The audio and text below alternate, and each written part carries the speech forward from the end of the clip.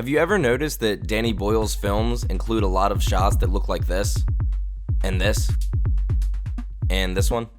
This kind of shot is referred to as a Dutch angle, and it's created by tilting the camera to some degree on its horizontal axis.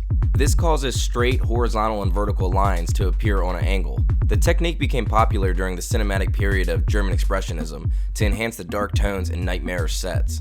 It was also used very prominently in film noir as a way to reflect the post-war anxiety and paranoia that so heavily influenced the era. Dutch angles remain very common today, but few directors use them as frequently and as effectively as Danny Boyle. In fact, they can become rather distracting and annoying if used incorrectly. Films like Battlefield Earth have been called out by critics for overwhelming and unmotivated Dutch angles.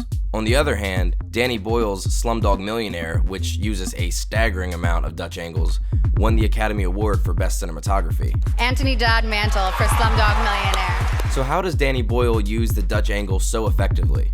Well, he always has motivation behind his Dutch angles. They seem to be less of a stylistic trademark and more of a visual storytelling technique. Trainspotting, for example, uses several minor Dutch angles throughout the film. Some are so subtle that we don't really notice them, but we just feel that something is off. This is very appropriate for the strung-out, heroin-fueled journey of the characters. And in times of extreme stress or confusion, Boyle uses much more severe and noticeable Dutch angles. In 28 Days Later, Boyle uses Dutch angles to express the uneasiness of living in a post-apocalyptic world. In combination with the overall dirty look of the film, the cinematography makes it very difficult for us to find comfort. In 127 hours, Boyle takes what would be beautiful scenic shots of the desert and drastically tilts them. If someone were to go into this movie completely blank, not having seen any of the trailers or knowing the true story, the askew scenery would surely foreshadow the tragedy that lies ahead, even if it's just on a subconscious level. Steve Jobs is one of Boyle's more traditionally shot films, but he still employs the Dutch angle when necessary. In this flashback sequence, the Dutch angle expresses the turbulence of the memories.